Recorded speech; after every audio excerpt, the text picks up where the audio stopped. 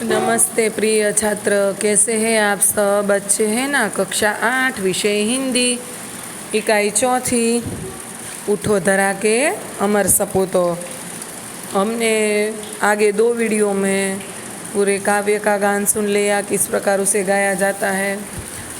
उसके बाद हमने इसका भावार्थ भी समझ लिया कि काव्य में कवि ने जो धरा के धरती माँ के अमर सपूत है उसे जगाया कि उठो धरा के अमर समूह तो कुछ नया निर्माण करो। अर्थात अब नई सुबह लानी है, देश में नई सुबह लाकर देश को आगे बढ़ाना है। आज़ादी के बाद का जो नया दिन था उसके आधार पर यह पूरा काव्य लिखा गया है। बराबर है। अब आज हम इसके अभ्यास की चर्चा करेंगे। तो अभ्यास में पहला प्रश्न है कि आशय स्पष्ट कीजिए। युग युग के मुरझे सुमनों में नई नई मुस्कान भरो, उठो धरा के अमर सपूतों पुनः नया निर्माण करो। अर्थात इसका जवाब ये होगा, उत्तर, युग युग से जो फूल मुरझा गए हैं उसमें तुम नई नई मुस्कान भरो। डाल डाल पर पक्षी बैठे हैं जो नए स्वर में आज गा रहे हैं।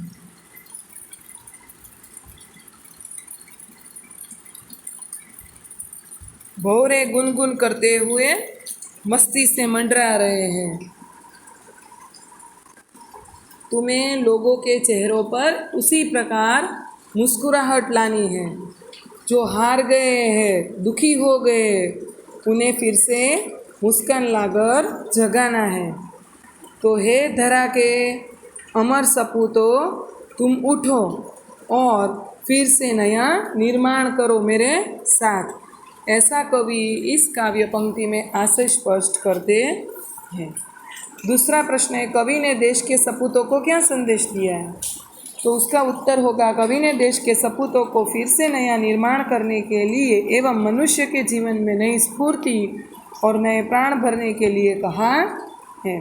जो पुष्प मुरझाने लगे हैं उन्हें नई मुस्कान देने और नूतन वीणा में नया राग और नए गान भरने की बात कवि करते हैं। इस प्रकार यहाँ कवि ने देशवासियों को यह संदेश दिया है। प्रश्न नंबर 3 है, हमारी राष्ट्रीय संपत्ति कौन कौन सी है? उसकी सुरक्षा के लिए आप क्या क्या कर सकते हैं? तो इसके उत्तर में हम लिख सकेंगे कि भूमि, वन, झील, नदी, पशु पक्षी, ऐतिहासिक इमारतें और किले आदि हमारी राष्ट्रीय संपत्ति है। बाग बगीचे, बराबर, ये सब हमारी राष्ट्रीय संपत्ति है। हमें इन सब की रक्षा करनी चाहिए। वन्य जीवों का शिकार नहीं करना चाहिए, कहीं भी तोड़ फोड़ नहीं करनी चाहिए, इसका ध्यान रखना चाहिए। चलो दूसरा प्रश्न है, दिए गए काव्यों को पढ़कर प्रश्नों के उत्तर दीजिए। मैं काव्य पढ़ती हूँ। खड़ा हिमालय बता रहा है, डरो न आंधी पानी में, डटे रहो तुम अपने पथ पर कठिनाई तूफानों में। डिगो न अपने पथ से, तुम तो सब कुछ पा सकते हो प्यारे। तुम भी ऊंचे उड़ सकते हो, छू सकते हो नभ के तारे। अटल रहा जो अपने पथ पर लाख मुसीबत आने में, जितनी भी बाधाएं आई उन सब से ही लड़ा हिमालय। इसीलिए तो दुनिया भर में हुआ सभी से बड़ा हिमालय। तो बच्चों यहाँ पर देखो कितनी सुंदर कविता है हिमालय की, बराबर। तो नीचे प्रश्न दिए गए हैं, उनके उत्तर हम देख लेते हैं कि कवि माहेश्वरी जी ने यह काव्य पंक्तियाँ लिखी है।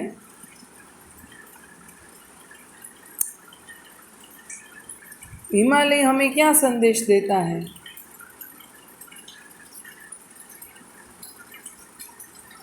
बराबर है यहाँ, यह काव्य उठो धरा के हैं, वो हम कह सकते हैं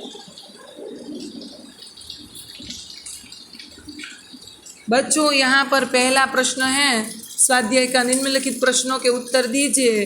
वो हमने पूरा काट डाला है, तो बाद में इसकी चर्चा करते हैं। हम पहले इन प्रश्नों के उत्तर देख लेते हैं। चलो, तो हिमालय हमें क्या संदेश देता है?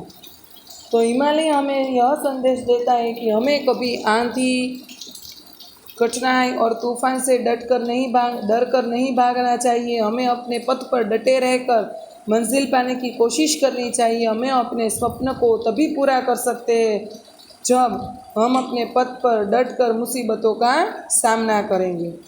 दूसरा प्रश्न है, मुसीबत आने पर हमें क्या करना चाहिए? तो मुसीबत आने पर हमें उसका डटकर सामना करना चाहिए। हमें मुसीबत से हारकर अपने पथ को कभी नहीं छोड़ना चाहिए। कवि ने हिमालय को, तीसरा प्रश्न, सबसे बड़ा क्यों कहा है? कवि ने हिमालय को सबसे बड़ा इसीलिए कहा है कि जितनी बाधाएं आई हैं उन सब से वह लड़ता रहता है। इस काव्य का भावार्थ लिखिए। तो प्रश्न नंबर 4 है, तो हमें कभी आंधी, तूफान या कठिनाइयों से डरना नहीं चाहिए। उन सभी का हमें डटकर मुकाबला करना चाहिए। हम अपने कार्य में तभी सफल हो सकते हैं जब हम इन सभी समस्याओं का मुकाबला करें।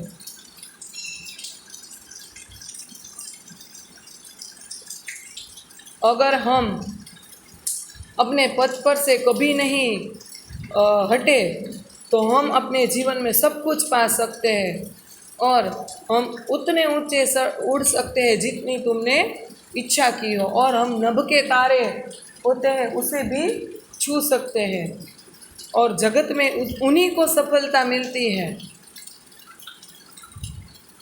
जो अपने पद पर खड़ा रहता है। जितनी भी बाधाएं आए उन सब का हमें डट कर मुकाबला करना है। आप इसलिए यहाँ कवि ने हिमालय का उदाहरण दिया है कि हिमालय जो पर्वत है वो आंधी तूफानों में, कई प्रहारों में, दूसरे देशों के प्रहारों में भी डट कर खड़ा है, इसीलिए आज सबसे ऊंचा हिमालय। इस प्रकार आपको इसका यहाँ भावार्थ लिखना है। इस काव्य को योग्य शीर्षक दीजिए। तो 5वें प्रश्न का जवाब होगा हिमालय का संदेश, ऐसा शीर्षक हम दे सकते हैं। अब चलो स्वाध्याय का पहला प्रश्न देख लेते हैं। निम्नलिखित प्रश्नों के उत्तर दीजिए। कवि माहेश्वरी जी धरा के अमर सपूतों से क्या चाहते हैं? तो हम लिख सकते हैं कि कवि माहेश्वरी जी चाहते हैं कि धरा के अमर सपूत जगत का नया निर्माण करें।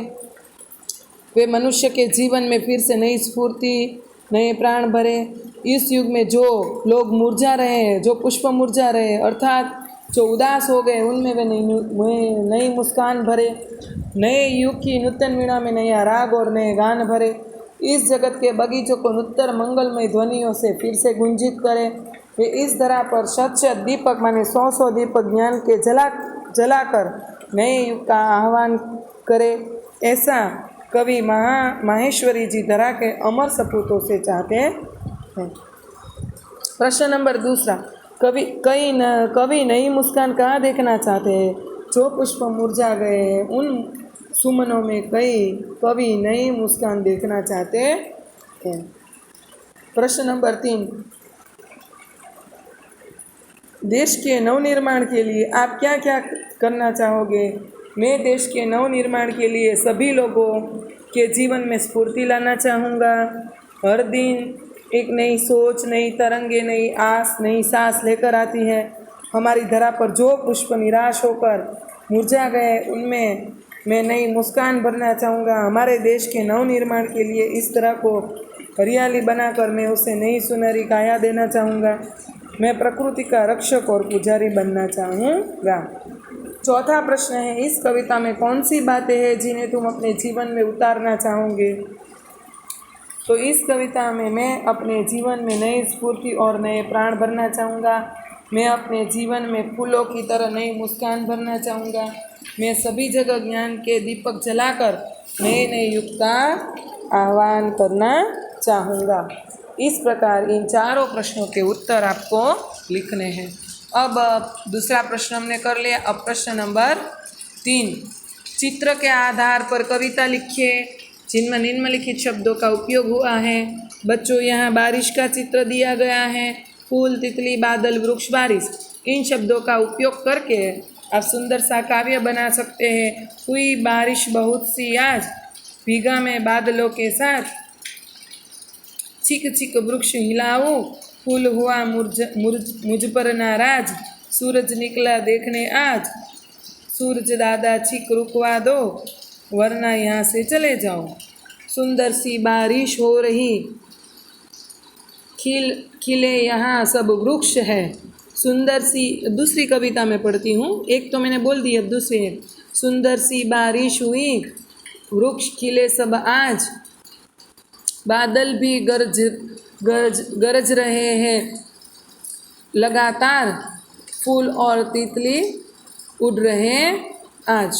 इस प्रकार आप अपने आप कविता बनाने का पूरा प्रयत्न कीजिएगा।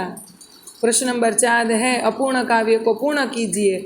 माँ खादी की चद्दर दे दो, मैं गांधी बन जाऊंगा। एक रोटी एक लंगोटी, राम नाम गुन गाऊंगा। माँ मुझको विद्वान बना दे, काम सभी के आऊँगा। मैं अपनी बाहों के बल पर अपनी राह बनाऊंगा। माँ खादी की चद्दर दे दो, मैं गांधी बन जाऊंगा। बराबर है बच्चों? तो यहाँ तक हम रखते हैं। आपको पूरा अभ्यास और स्वाध्याय आपको अपनी फेयर बुक में लिखना है। मैं इनकी फ़ोटो भी आपको साथ में भेजूंगी, स्वाध्याय और अभ्यास की। उसमें से भी आपको जो न आए वो देख कर लिख लेना। बराबर है?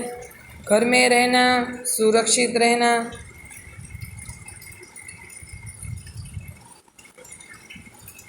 Bye bye.